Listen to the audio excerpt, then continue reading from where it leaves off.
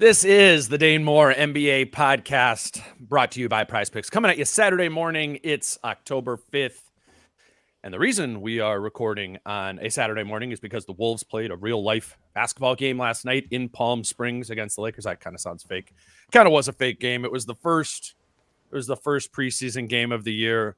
But it's fun, right, Kyle? I got Kyle Theige here with me, who the plan is that for the season, Kyle's going to do the Friday pods with me throughout this year. But we bumped it to Saturday this week so as to be able to talk about the first preseason game, because Kyle, the lawnmower doesn't stop. We just keep going here. How are you doing? Happy Saturday. I'm doing well. I think we need to put this out there right now, right? Only an absolute idiot would overreact to one preseason game of basketball. But you're going to do it. With that said, I really do think the Minnesota Timberwolves are going to play basketball in June. Oh, my God.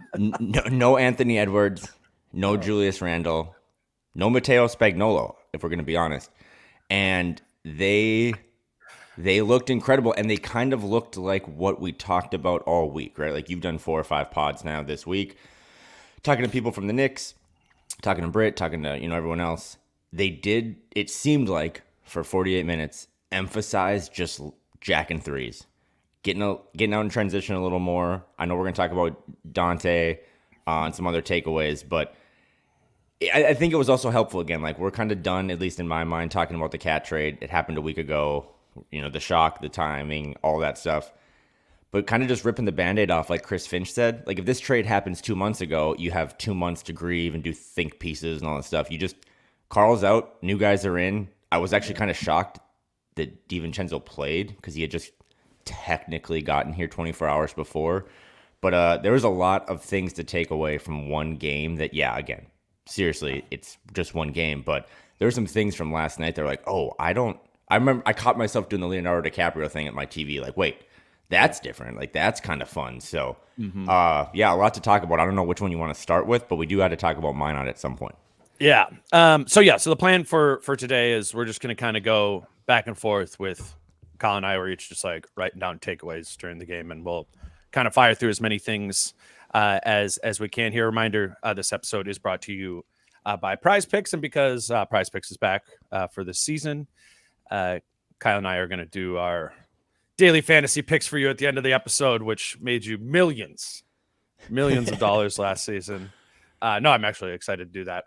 We'll get to that later. PrizePicks.com, PrizePicks app. If you want to create an account now, promo code Dane, and you get a $50 sign-up bonus when you do a $5 lineup. But yeah, let's just start. I mean, with takeaways, I think DiVincenzo will be one, but I think in the name of preseason and the opportunities that players are given, because obviously you go deeper into the bench.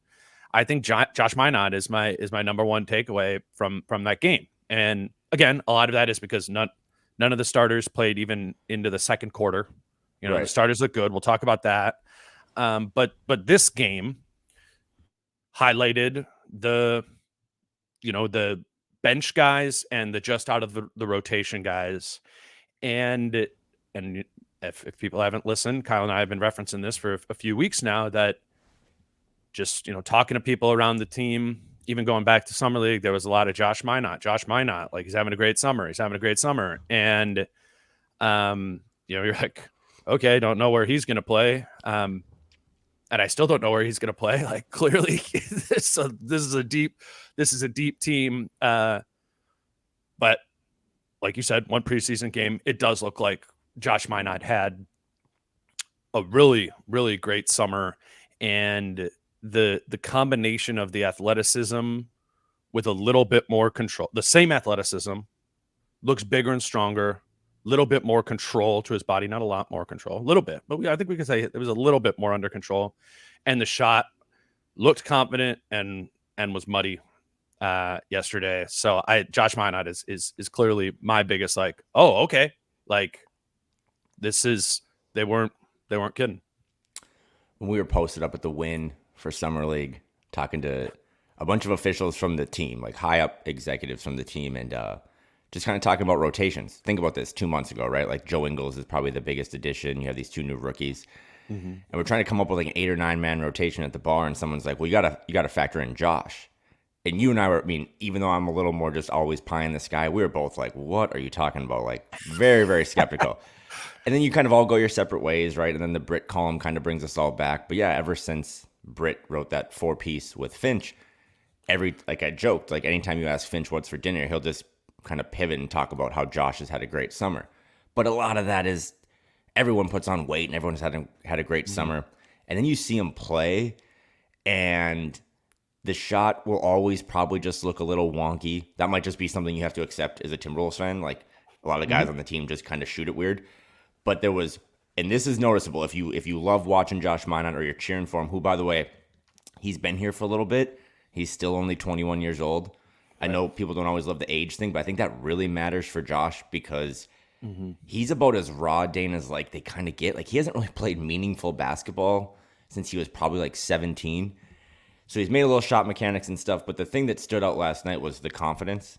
But yes, he finished with 22 points, 9 of 11 shooting, 4 for 6 from 3, 8 rebounds, 3 steals, 2 blocks, using that size and that length and kind of that, you know, you talked about him being a lawnmower that finally had someone pushing him. He kind of reminded me of, you know, when you have 3 or 4 beers from Falling Knife and then you do the riding lawnmower, the lines aren't always straight, but at least it's actually going in the right direction. And his confidence is what stood out, and that confidence was what he talked about at Media Day.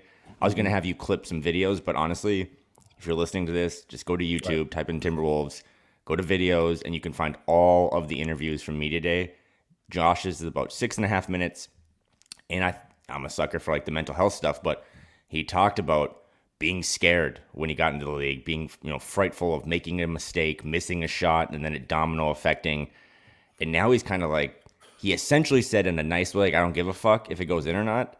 And I think that came through last night because luckily for him, it always went in. But if they can get any rotation minutes from a guy who's making next to nothing on top of all the depth they already have, I think that's kind of a domino that we never really thought about. Because even I went into last night's game being like, listen, this isn't going to actually be real. And if it's real, he gives you an element of size and shooting that this team doesn't really have or has lost, right, without Carl in the mix. We're giving him he's a Carl level shooter now. No. Just like you know, a little size. That's not something you kind of factored into the equation, right? Because are you thinking of him as like a 4? Yeah.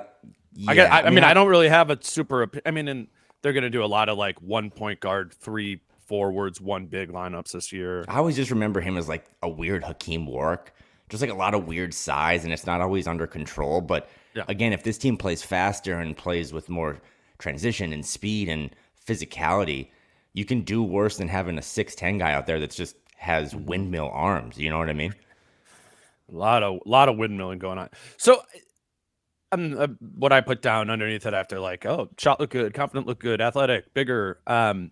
Like, what does this look like if he gets in the lineup? Like, how, or could he get into the rotation? How far away is he from that? And what we should say is, okay, if people didn't watch the game, Anthony Edwards, Julius Randle didn't play in the game. So starters are Gobert, Reed, McDaniels, DiVincenzo, Conley, right?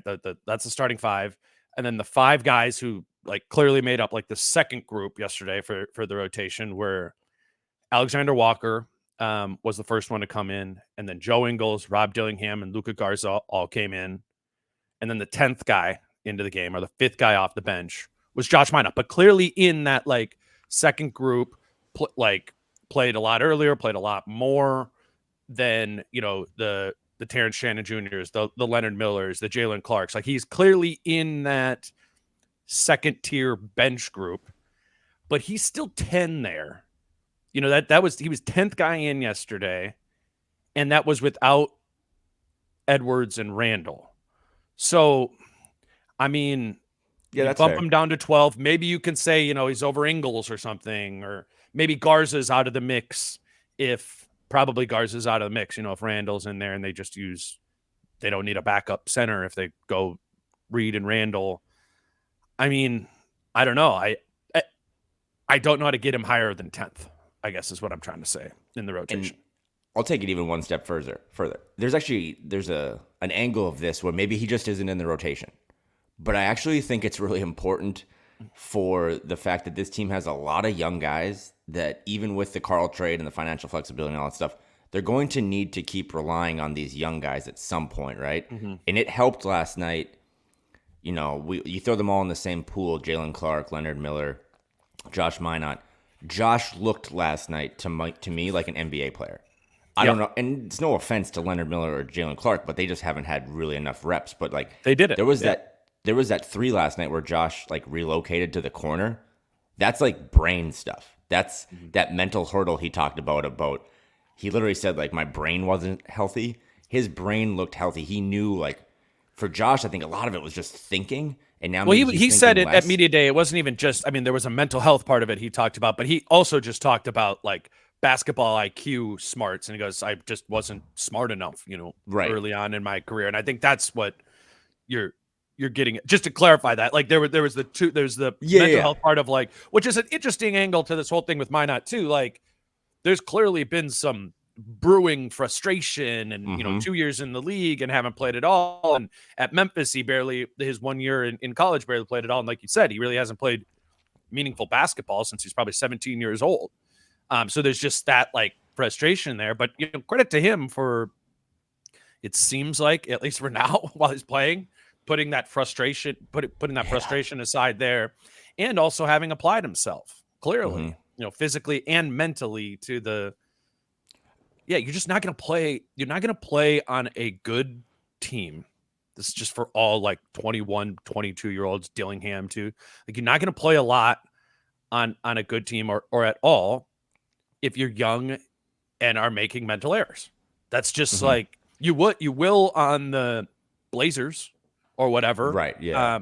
But that's the difference, and that's the wall, and that's the hurdle to overcome for somebody like Minott is to be able to.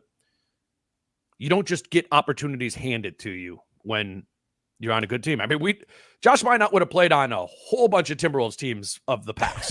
You know what I'm saying? Like he would have been like 20-year-old, let's fire up the lawnmower, pull out Brandon Rush, let's put in Josh Minott. It's just, it's a different level team. Don't you agree though that it helps probably everyone involved, fans, the coaching staff, but Josh too, just to see that it actually is better? Because again, no matter what happens in Summer League, I mean, Finch has almost just kind of beat this into me now that I don't care about Summer League. I'll probably still go, but like nothing matters there. You don't even take away the good sometimes because of how low the competition is. But for Josh to really do that, I mean, he played a team high 29 minutes yesterday. It just made me feel good about if he gets a chance this season. Now, again, there's kind of a double-edged sword of if you don't give him any run again for another year, are you going to lose some of that mental strength that he's started to build up? Because he does need to play at some point. But he also, and we knew this on Monday when we saw him in person, of all the guys, shout out to Ant, of all the guys that have like put in work in the weight room, he's listed at 202. I would have. Yeah. He's more than two. Yeah. He's not just 27 pounds bigger than me or whatever. He's gotten like, a lot thicker. How tall would you say he is? Don't you think Josh is like a solid like 6'9", 6'8"? Yeah, 6'9", again, he's listed at 6'8", 202, but I thought he was. I mean, he kind of he's not Jaden's height specifically, but I don't know. I don't know if he's a 3. I don't know if he's a 4. I just enjoyed yesterday that the chaos, as you put it really well with the lawnmower analogy, it was a little more controlled. And I think that step up, like it might just always be chaos. There are players in the league that are 28, 29 that just always bring chaos. That might be Josh's brand. But I think the fact that it was a little more under control, a little more strategic, relocate to the corners, help on this side to get a block, that's what Finch probably needed to be like, okay, because I don't know how you do a 10-man rotation October 22nd against the Lakers. But as you get in November and December, Joe Ingles is going to just catch a lot of DNPs. Right, saving him for certain times of the season. I think Josh has elevated above like Terrence Shannon Jr. on the depth chart, right? So I think he's got a chance. We'll see. It might ebb and flow, right? Like out here in the Pacific Northwest, you don't really got to mow December through February, so you don't really need a mower. But when spring comes, you need that. So I was just happy for the kid because, again, the mental side of it or just the personal side of it, he seems like he's gone through a lot despite being of legal drinking age now. So I'm happy that he got to show out, and Now he's got to be the number one or number two thing you look forward to in the next game, just to see like, okay, was it a flash in the pan, or can he build off of that? Mm-hmm. Give me your takeaway. First takeaway.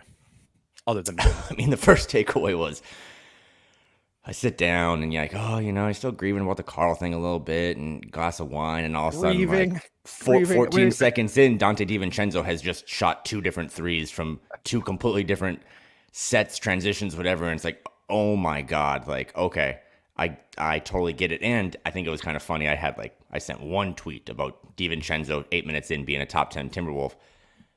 Go look at the replies. Very cordial. It was like the nicest Twitter experience of my life, but dozens and dozens of Knicks fans that were like, we're going to miss that guy. Like that we hate that we put him in the trade. And DiVincenzo played, 1 year with the Knicks? So to have that type of love and being embraced by a city that doesn't embrace many people kind of reinforced me like, oh, this guy could be a fan favorite just because of all the stuff that second three he hit, Wolves get a stop on defense. They throw it to DiVincenzo in transition. He's coming up. It's kind of like a mixed transition. Like Nas is coming to set a screen. He's kind of feeling it all out, and he's like, fuck it. 30-footer from the sponsor logo and just cashes it. Who did that last year outside of Ant? No one. That and that's the thing, like that I think we're sleeping on, to some extent, is this volume of a 3-point gunner has not been on the team since Malik Beasley. And Malik Beasley is the only guy who is really like that in the entire Finch era, at least. I'm sure Karl Anthony Towns would beat Dante DiVincenzo in a 3-point contest if they just went around, but they are different types of shooters. And they're obviously playing different positions, but that's the thing I want people to watch for with DiVincenzo. Is what you're talking about there is a hunger to take the 3 when the opportunity is there, where because that's DiVincenzo's best offense. With Karl, there was always the argument on the catch, right, of is just going up with this right away for the 3 the best thing I can do right here, or is it the pump and go and attack the basket? And that was an open question sometimes because Karl was also good at going to the basket. When he was avoiding picking up offensive fouls or turnovers or whatever, DiVincenzo's going to gun, and it's going to be in those semi-transition opportunities that you're talking about there. And sometimes you'll be like, okay, do we have to take that one? But what happened in New York is he took those all the time and he just kept increasing the volume and kept being at like 40%. And I think he's that type of player who is going to push the envelope of like, how far can I take this volume before like the dip comes down? It reminds me of, I don't know if you listened to the episode earlier this week when we were talking about 3-point volume, and Finch was like, we were number 1 in 3-point percentage last year, and that's a bad thing. That means we didn't shoot enough. And like DiVincenzo is like that mantra personified. Yeah, and we talked about that with Karl. I remember last season a little bit of I sometimes thought, does Karl know what his efficiency splits are? Right? It's like, well, I'm shooting 40% from 3. I don't want to double that volume. 39.8 or whatever. Yeah, I don't want that to come below 40. So I also think too, like the Malik Beasley thing, that'll probably be a comp a lot of the time. I just think DiVincenzo's threes are more strategic. I mean, Malik just wanted to get him up, but that was a big part of what made that offense kind of not special, but that he was a big part of what Finch wanted and the movement shooter and stuff. Right. It was a different type of kind of volume shooter. Like Malik is more and is really good at this, right? Like you set the pin down for him and he's coming up the floor to like catch on the turn. Whereas DiVincenzo's trying to more get his threes like weirdly downhill. Like he's moving towards the basket and like, okay, here's my opportunity. Like he's like running up to the line. I'm going to take this here, or I'm going to get off of it, or I'm going to, drive. Yep. So it is a little bit different. I guess that you're right. There probably should be some clarification between those two. But the real thing to know is like DiVincenzo is going to be like Beasley, where we're going to look at the like 3-point attempts per 36 minutes this season, and it's going to be up there. I bet you Malik Beasley for Detroit, right? Detroit now will be on that list. Yeah, Malik, we need you. 40-win Pistons, baby. One other thing from People the game. Might not even get that. Yeah. That protected pick from the Pistons. We need it. I don't know who was on. The game was on NBA TV last night. I don't remember who was doing the halftime show. I don't know if you heard this, but this was another thing that we should talk about quick before the break. Dante DiVincenzo was in the starting lineup last night because Ant's out. And they said at halftime, DiVincenzo gives them some Ant insurance. And I never really thought about that. But in the sense of when Ant would sit in a game the last couple of years, and no offense, but they would have to start Nikhil. And that's just a completely different skill set. Right? It just does a lot of different things.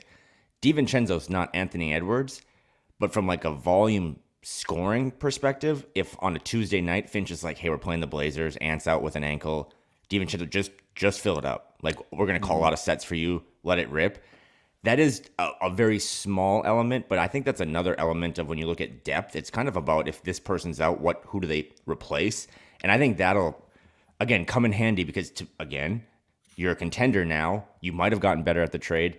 This is all about April, May, and June. It's not about October, November, and December. And if you can, as competitive as he is, if you can give Ant a break or two and slide in a guy like DiVincenzo who will take 10 threes and maybe get you 26 points, I think that's something that I hadn't thought about this week when they acquired those two players.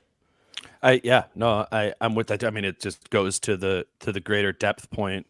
I also think, and again, it was whatever, played like 9 minutes, but in those 9 minutes, like when all the starters were out there, the depth of perimeter defenders that they had out there, it would kind of like cycle through from like Jaden into like, okay, DiVincenzo, like Jaden was on D'Lo, right? Yeah. And then, they run like pistol or whatever. And then Reeves comes up and it's DiVincenzo on Reeves. And it's like, I feel pretty awesome about both of the positions that the Wolves are in right there of just being able to control the point of attack. Like, I think this team is going to control the point of attack defensively better than they did a season ago. They just have, Anderson was important there. So maybe I'm overrating that to some extent, but that was the thing Finch repeatedly talked about last season, like with the defense of why it made the jump. He goes, because we're providing resistance on the perimeter at the point of attack there, which is, that's, if you can provide that resistance, then Rudy's going to do his thing at the rim, right? Rudy's going to only get in trouble when it's like, all right, like the perimeter guy blew by his first guy. Rudy now needs to play in between, but in between is 16 feet between him and the guy in the dunker spot. Like, we've seen that. Rudy can't be everywhere in both of, like, on the guy coming downhill and defending the lob threat. Like, sometimes he can, but if you have that control at the point of attack, then Rudy can stay connected at the rim and only like just shrink that space. And I think with DiVincenzo will help shrink that space. McDaniels will help shrink that space. Ant, we know, can do that with his just resistance, like his wall defense there. And I think a handful of these guys coming off the bench too, who I'm not sure will be in the rotation or not, but I think Terrence Shannon Jr. will provide resistance at the point of attack if and when he's out there guarding. But DiVincenzo is the main one, and there's just, he contributes to the depth of this team, which I think is obvious, but I would just remind that he also adds to the depth of perimeter defenders on this team, which I think, like, low key is the weapon of this defense, because everybody knows about the Rudy weapon back at the rim. Like, that's what's special to me. There will be a Nikhil, Dante, Ant, Jaden, Rudy lineup. That'll just kind of be like, like when you're trying to like get downtown during a 4th of July parade, and it's just like every turn on every corner like is blocked, and you're like, oh my God. Because last night there was a possession where it's like DiVincenzo gets hit by a screen and now it's switched onto, and it's like, wait, I just got my guy off me and now Jaden McDaniels is on me. This is the bad decision. And he goes the other way. It's just they don't know where to go. And then even if you do solve that Rubik's Cube of the perimeter, the 4-time defensive player of the year is just at the rim ready to block you. So, I think the threes are what are going to stand out. He finishes 11 points, doesn't miss a bucket, but the defense is probably the thing to keep your eye on the most, because Carl, the Randle, all that stuff, it's a 2-for-1 trade, 3-for-1, I guess, with KDB. But you do get this new wrinkle of another wing defender. And for a team that, I don't know, maybe led the league or was tops in the league with a lot of wing defenders, to add another one into the mix is pretty crazy.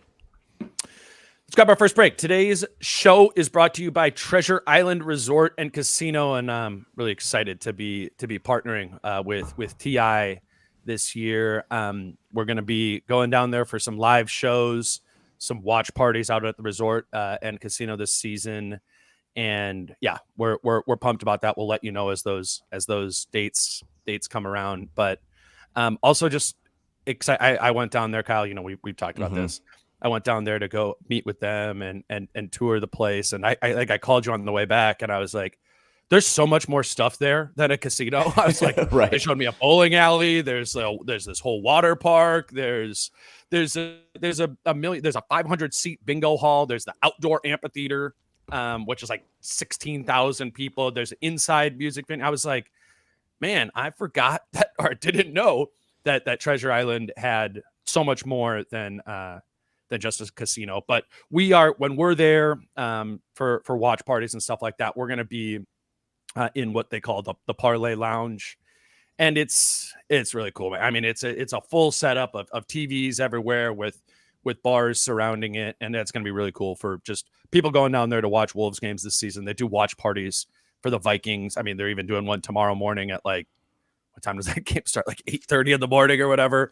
They're going to be a really fun partner to work with this season. So we'll keep you guys updated on what we're doing at Treasure Island and what Treasure Island is doing for different events throughout this window for this winter.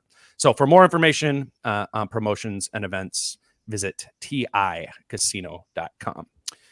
And today's show is also brought to you by Your Home Improvement Company, another longtime sponsor of this show that we're really grateful for. And there, as I always say, there's going to be some of you out there, you got a home improvement project that you can't maybe take on yourself or just need to kind of outsource that work. And we would love if you consider Your Home Improvement Company for any home improvement job that you might have. They have deals going on in October on windows, buy two, get two free.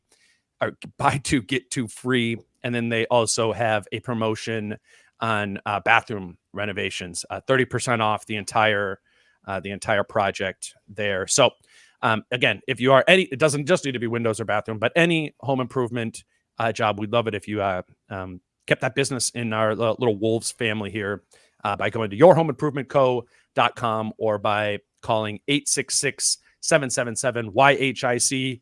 Your Home Improvement Company, where it's your home made better. All right, my turn for a takeaway. My second takeaway was that you mentioned his name earlier. That's the only reason I'm bringing it up. But you said Brandon Rush, and I just remember the first thing I ever did in the content sphere took me 4 days to write a 3&D piece, and now you and I are going to be doing live shows at a casino. So the haters are furious, but boy, I'm going to blackjack, beer, and basketball, baby. I cannot wait. So shout out to Treasure Island. But yeah, what else stood out for you besides DiVincenzo and besides Josh Minott? I mean, and I don't know if some of this is like a fool's errand of like looking at preseason for like context cues of like who's going to play when and where. But I wrote down in the first quarter that it was noteworthy to me that Nikhil was the first sub into the game, and it was for Mike Conley, and Nikhil was clearly the backup point guard. And I mean, later on when Dillingham got in there and they were in together, they kind of split it. But I noted that because we've kind of had that question, right? Of like, there is a gap at, backup point guard this season compared to what it was last year. And is Nickeil Alexander-Walker part of the answer there at backup point guard? And that context clue of him coming in and being the backup point guard tells me yes. I think they're going to give him an opportunity to create offense, be a little bit of a game manager quarterback when he's out there with the second unit or in sort of broken mixed lineups. I thought that was noteworthy. Liked his, I think it was second or third possession he was in there, kind of got to the basket on the left side, got that and one, right? That's kind of the question we have about Nikhil is like, can you also like take us downhill a little bit, find lobs, find finishes yourself? That's where his numbers haven't reflected like strong indicators of him being a point guard. I thought that was encouraging, but mostly just noteworthy that Alexander Walker was the backup point guard. And then I know this was about Randle being out, but I also put down that it was noteworthy that Garza was in there right away too as the backup center. So Garza and Alexander Walker get the backup point guard and center minutes was my next takeaway. And I don't want to shit on that because that was an actual good takeaway. My only, I guess, if you want pushback is that, is that Naz Reid started, and that when things are at full health, he probably won't start. So maybe Naz Reid is backup center minutes. And then with Nikhil, that one probably is a stronger take. But my only other concern is that DiVincenzo starts. So, does he come off the bench first?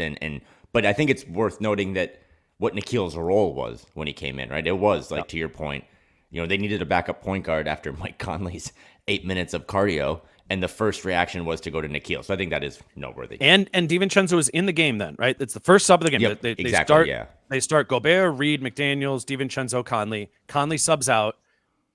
Alexander Walker comes in, and, he's out there with DiVincenzo for like 3-4 more minutes, and Alexander Walker was running the point in those minutes, clearly initiating the offense. I don't know. Maybe part of that is DiVincenzo doesn't know the playbook yet or whatever, but right. But I do think, like, I don't know. I'd still, if, like, just being honest, like, haven't had a lot of time to watch a lot of Randle or DiVincenzo like I, probably would have. When I do watch more DiVincenzo, I am curious to see how much he ever looked like a point guard for the Knicks. Because it seems like we're really assigning him point guard minutes in Minnesota, and I'm not sure. I'm not sure if that's what it's going to actually be. My, like, gut tells me he's going to be more of like a 2-3 wing, like Nikhil was last year, right? That's what Nikhil's role was. He was like a 2 last year, and sometimes he handled. I think of DiVincenzo like that, at least right now. Yeah, and I will always stand by this just because of the position I play in rec basketball, but positionless basketball, switching 1 through 5, all that stuff, I know that that's where it's going, small ball, but I still think you need an actual point guard on the floor that has, like, the responsibilities, the floor general type stuff, the kind of the extension of the coaching staff. And maybe that's kind of why Nikhil will have an edge over DiVincenzo, because he knows the plays, but also maybe that's just more of a comfortable thing for him because, if DiVincenzo's got the ball, it's probably still 60-40 shoot. And I think Finch probably wants kind of a table setter out there, especially with no Kyle Anderson, no Jordan McLaughlin. So, and I think the Luka Garza thing, this is me admitting I was wrong on this, but I know Luka Garza has played in spots against NBA guys. I can't remember the last one, but yesterday, preseason aside, it reminded me that he's good. I don't know where he fits, but I think he's actually, he's on a real NBA contract now. He's a good player. And I don't know if he's going to see much action this season. Again, we've gone 10-11 rotation. We never mentioned his name, but you can do worse, right, than having your fourth center on the roster, essentially, or whatever, be Luka Garza. There's some real things he does. And again, if nothing else, and I loved it, he just tries really hard, and he's really physical. He got I thought he almost got knocked out by a player maybe named Kelly from the Lakers. He just gets right back up and totally, there's no drama, there's no stray voltage. It's just play basketball, head down, do what the coach wants. So I thought he had a good showing too. Again, will he see the court this year? Probably not, but you got to give him. I don't know though. I mean, I'm not ruling that out completely, or at least, like, there's going to be obviously points of the season where one or multiple. There's certainly going to be parts of the season where one of Randle, Reed, and Gobert are out of games. Sure. And if there's games where two of them aren't playing right now, I would bet Garza gets minutes in those games. Like, real, like, you're going to play it because he's above Miller. I think clearly. I mean, maybe he's above Jesse Edwards. I think so. Yeah. Okay, just checking. I just want to confirm. No, he should be above, but he is, right. He is the guy. You trust Luka Garza to play winning basketball in February against the Blazers, right? Like, you need guys that are maybe just, he's not going to look down upon his opponent like the Wolves have done in the past and had an Achilles heel. So other than the Pistons, like, you want to play him against bad teams because he'll give you a level of effort and reliability that helps in those kind of grind of the season. So I thought he played really well. Again, Josh, Luka, kind of G League dudes, but I thought they both really popped off. So I just put down, I do, but I think I wrote down with Garza, I was just like, if you just look at your phone in between the possession from one side of the floor to the other, so you miss Luka sprinting, then you think he's great. Yeah. That's the one. That's the as much as that dude has changed his body, is in, I think, phenomenal shape and physically strong while still losing it. He's just still got just the cinder block feet when it comes to sprinting, and that's the good thing is like he's gonna sprint. He's gonna kind of do his peck thing where he just puts his head down and runs. It does take him a while to get from one side of the floor to the other, but if he's down there, I mean, offensively, he's gonna get his offensive rebounds. He's gonna hit threes. I actually thought, like, defensively in the half court, like I just wrote down in my notes, I'm like, good hands multiple times, like guys going at him, got deflections.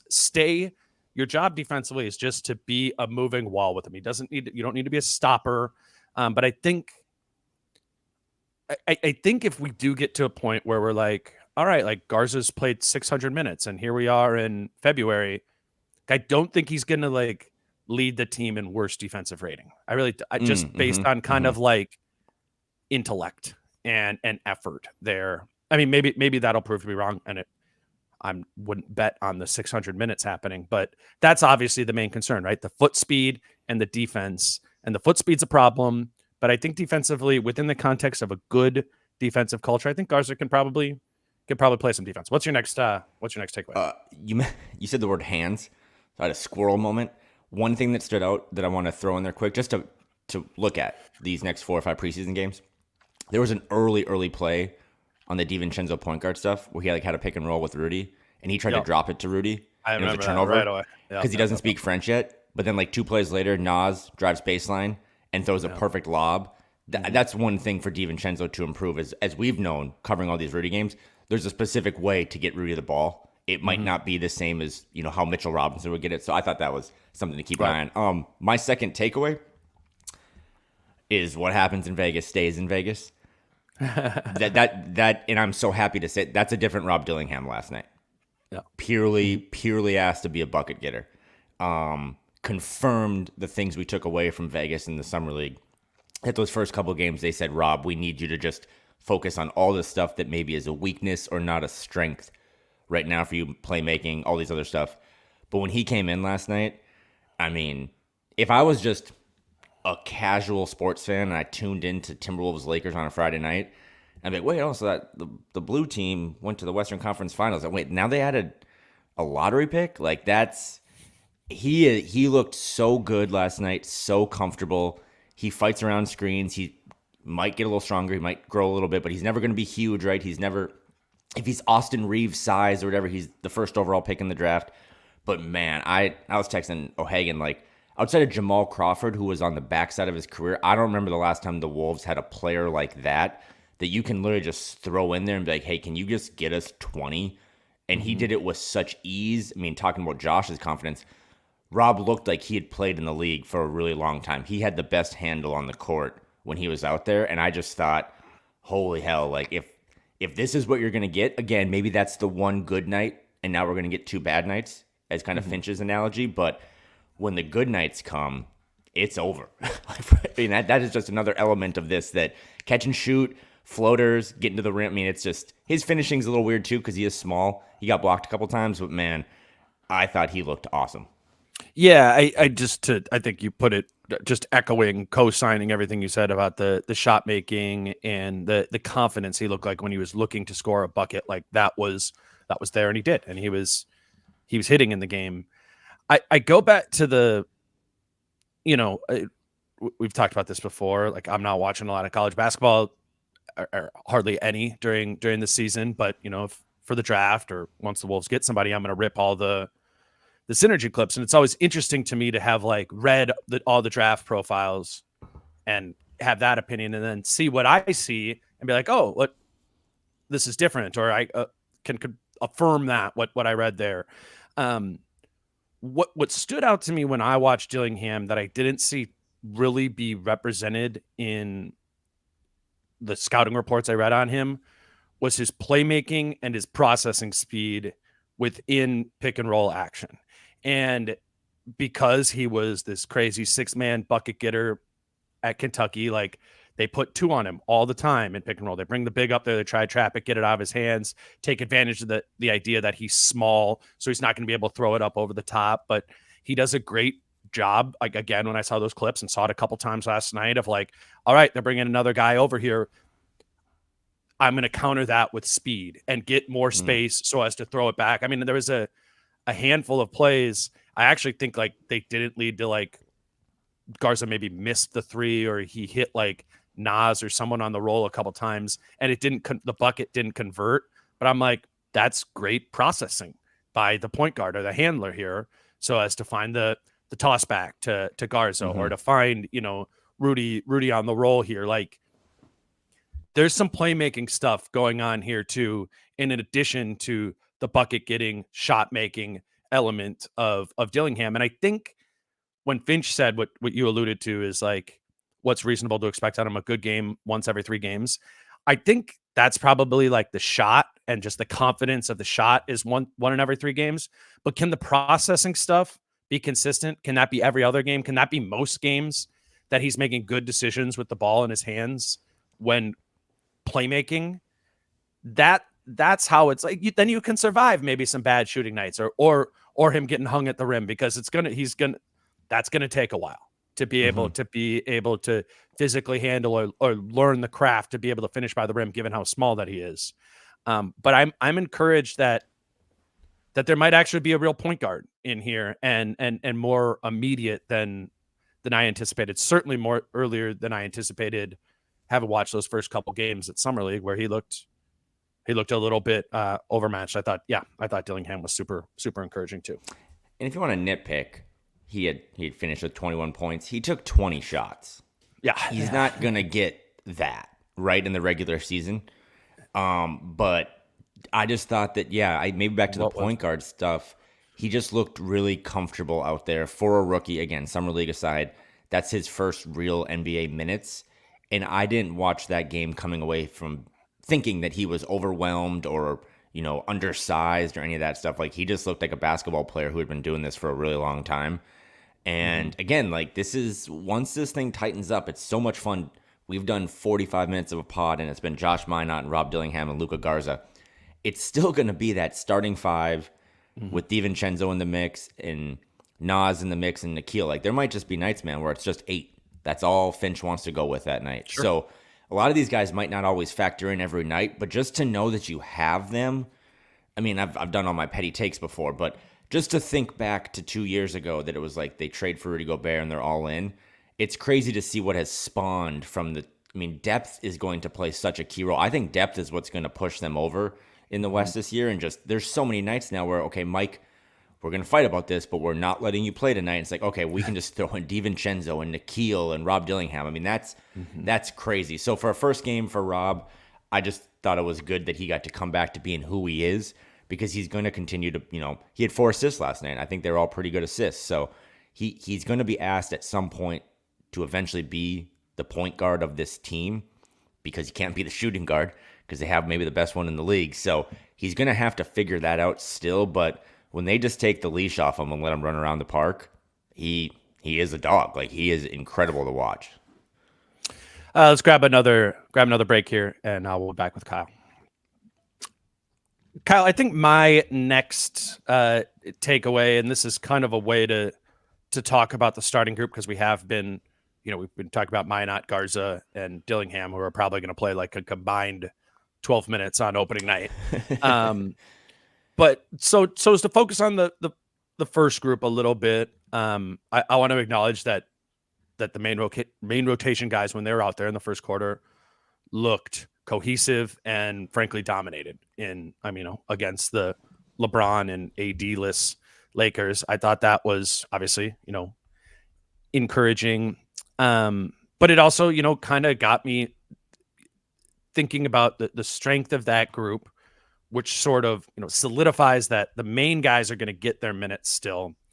But there is this depth. And what I wrote down for my takeaway is I would bet that 10 guys do play in the rotation on opening night, opening week. Okay.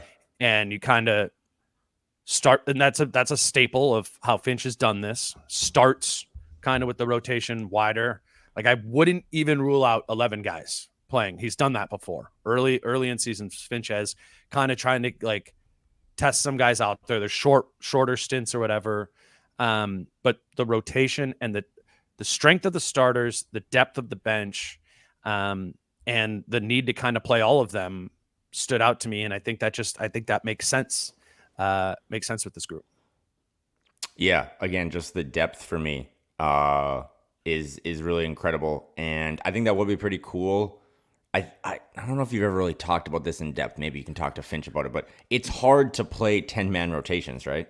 You know what I mean? Like it's just hard to kind of string that along because you got guys that are such creatures of habit that they, you know, like they need that 32 minutes a game to kind of get themselves into a rhythm. So I hope they start the season with more guys than less guys, just because I kind of been pining for that since they drafted Rob, is just let more guys get a chance early on, feel things out, see what sticks, then maybe tighten the rotation in you know, around Christmas time or early December, and then maybe loosen it up again as it kind of gets into the grind of the All-Star break and all that stuff. So if nothing else, to build off your point, if your idea, or, you know, I'd love to have a 10-man rotation against the Lakers on October 22nd, you then need to see 10 guys that are capable of playing really good basketball. And you saw that last night, right? And that's what I'm going off of is it's like, and maybe even right now, I would say that I think there's more than 10 guys on this roster who are NBA rotation players.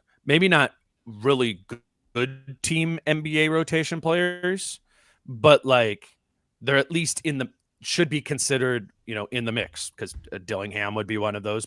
You know, like these guys who are 9, 10, 11.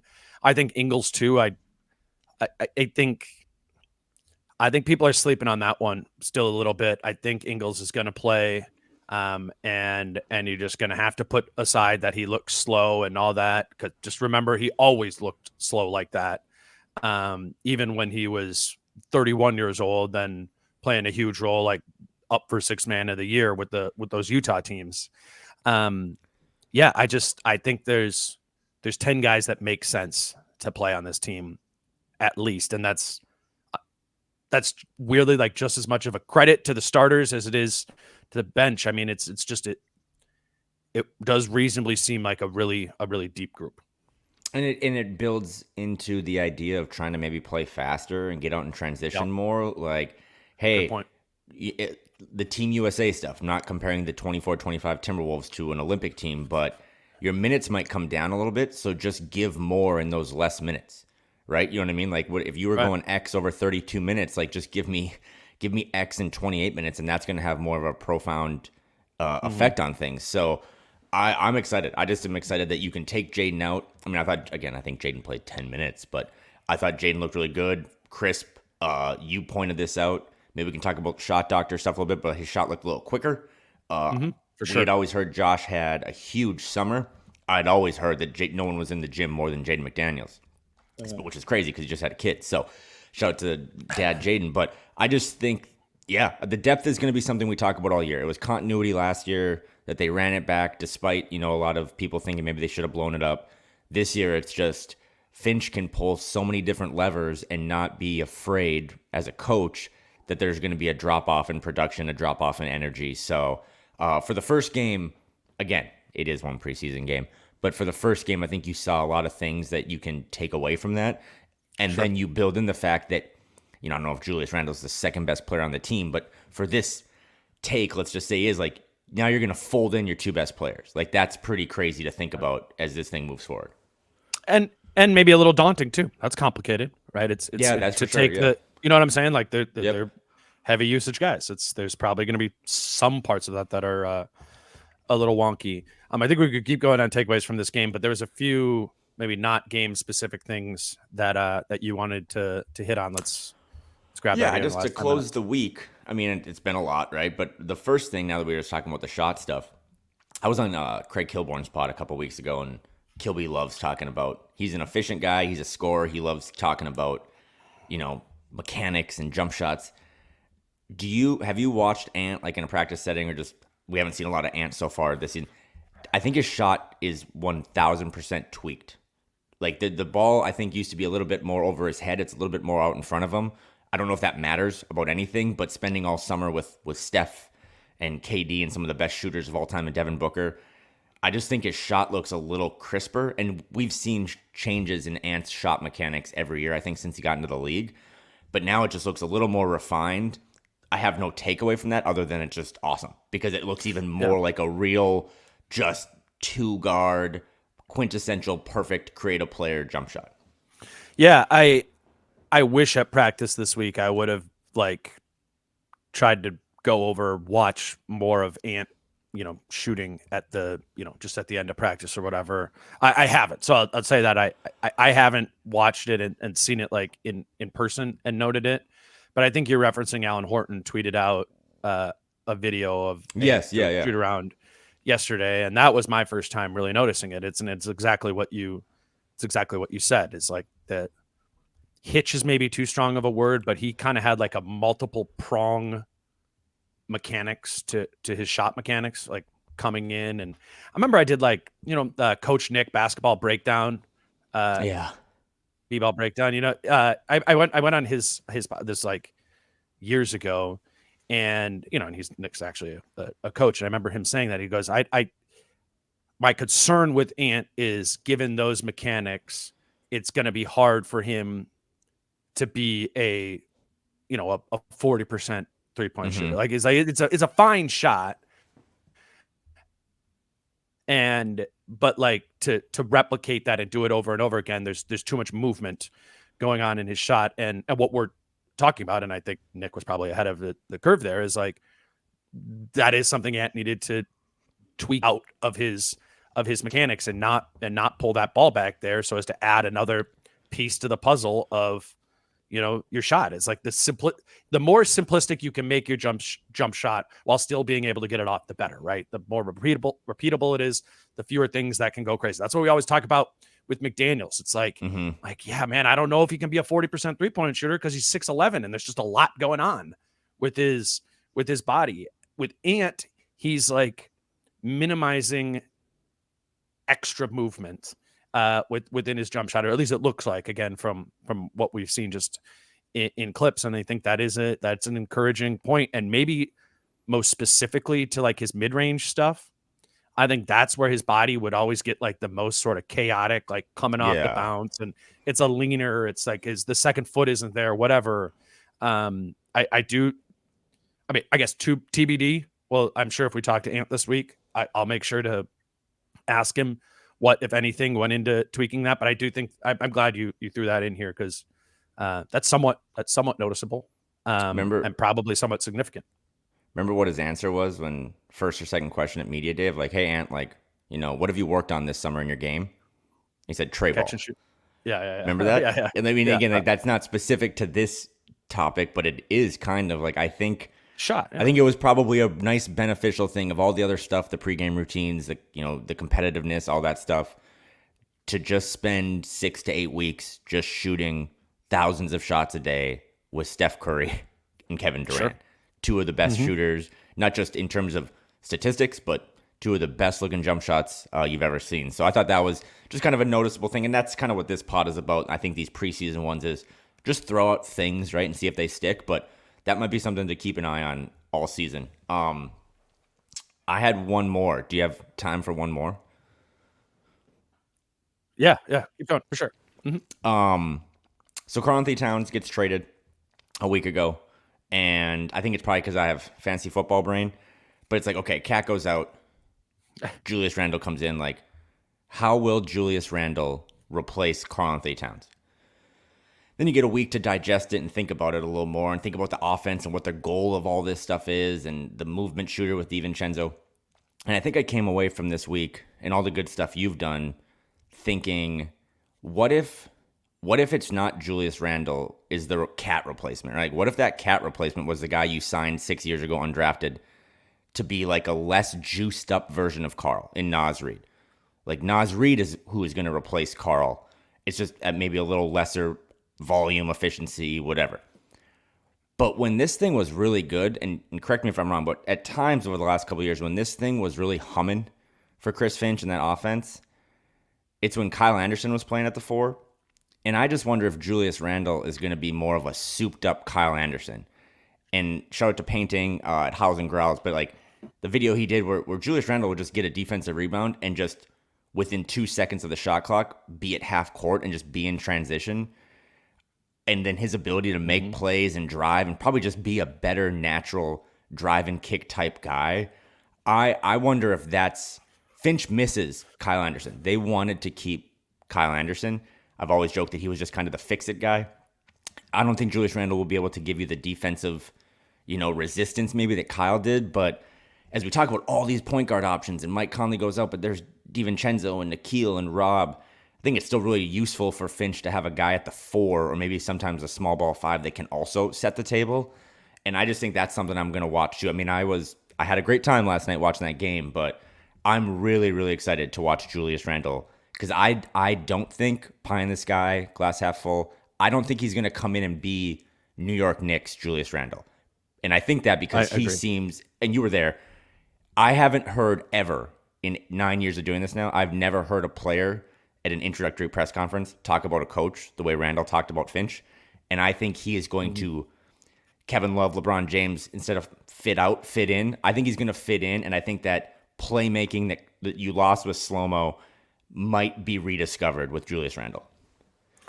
What so if DiVincenzo's initial play in a Wolves jersey was a 10 out of 10, which I think it was, 4 for 4, 11 points in like 9 minutes, didn't miss a 3. What would the same thing look like to you, but in Julius Randle version?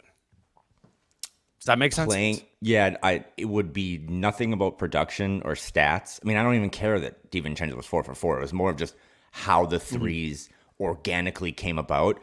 For Randle, it would be just playing like Nas Reed with that 0.5 mentality. Like I think that's like the Iowa Ants that Britt always references. That's playing good, faster and not catching the ball in the left slot and hammering it home 3 or 4 dribbles and chewing up shot clock. Just this team, this is how Finch wants to play, man. He just wants the thing to zip around and movement and cutting and all that stuff. And if Randle can just buy into that, I think that'll be... I mean, DiVincenzo doesn't have to really buy into stuff because I think he just has a completely different role. Whereas I think if Randle can come in and just be a playmaker, get a couple buckets, attack the glass, but really push in transition to have a... I mean, I don't know what Randle is, 6'9", 240. Like to have that in space with all this shooting, but these guys that can finish, right? Jaden and Ant and Josh and all these guys that can attack the rim. That's what I'm not looking for stats, whether he plays in the next game or not. I'm looking for, does he just process, which is really hard being here for a week, but can he process fast and play with that 0.5 mentality? Because that is not something he did in New York. He did not have a 0.5 mentality playing for the Knicks.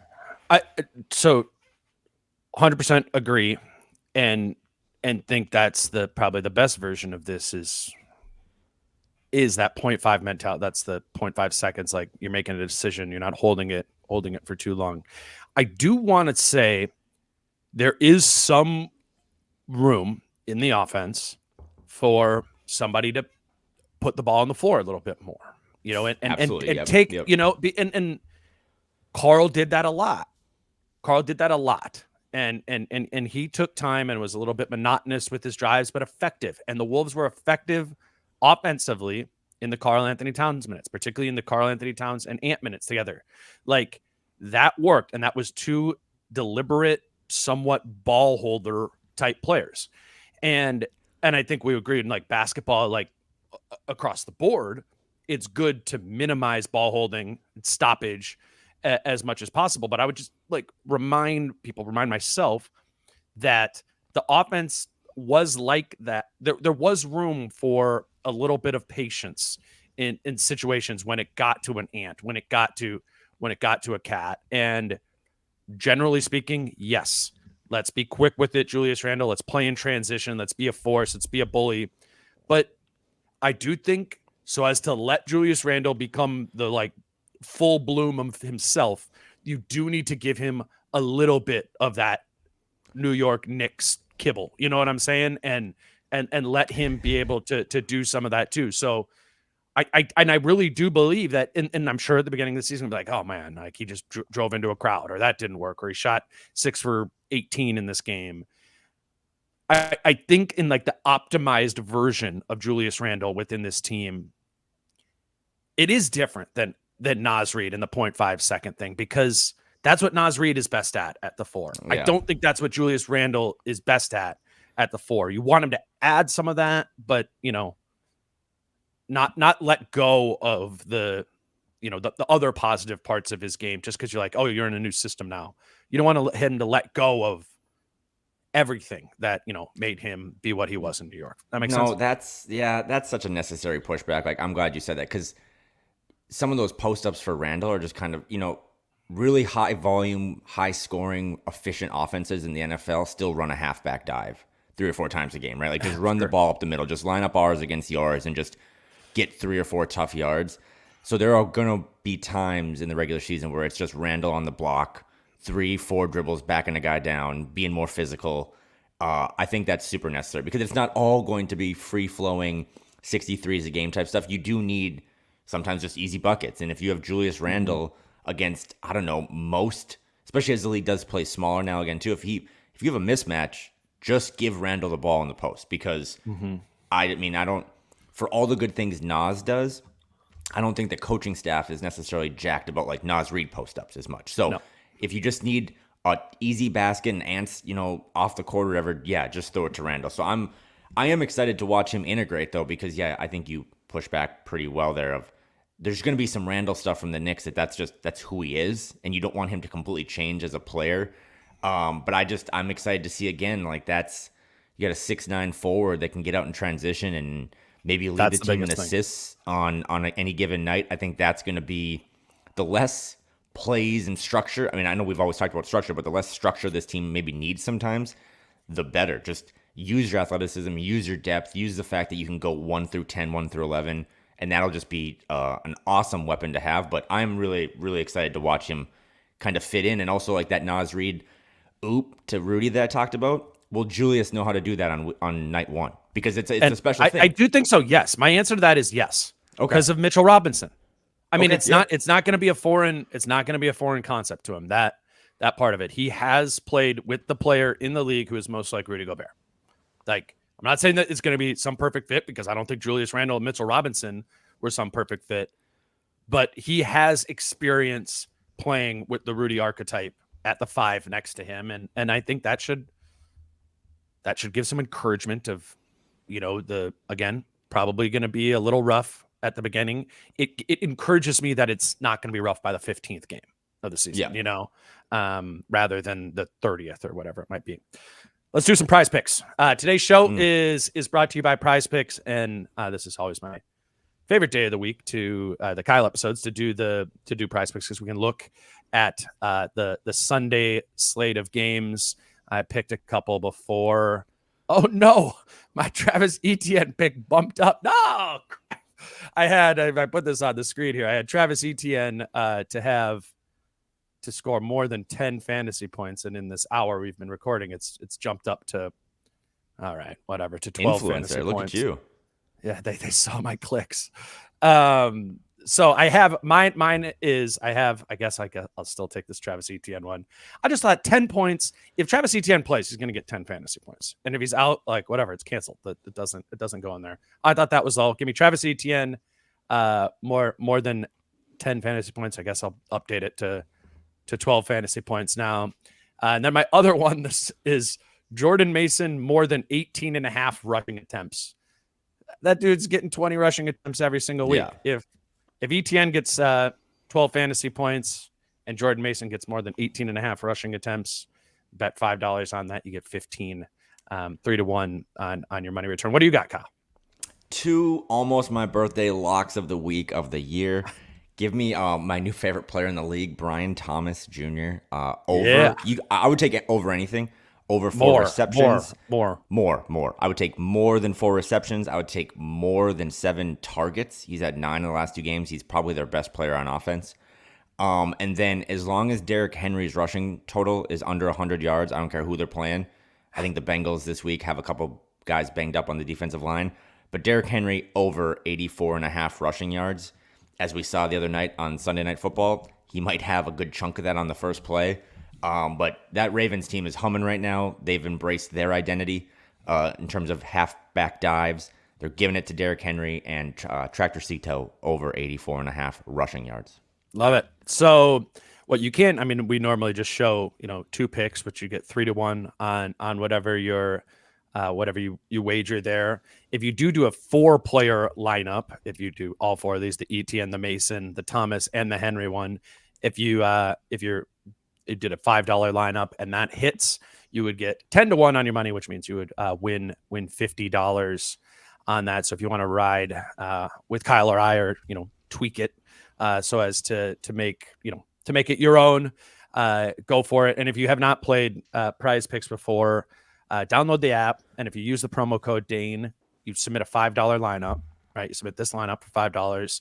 They will instantly give you $50 into your account in promo funds there. So if you've never done this before, you make this $5 bet. It's obviously going to hit.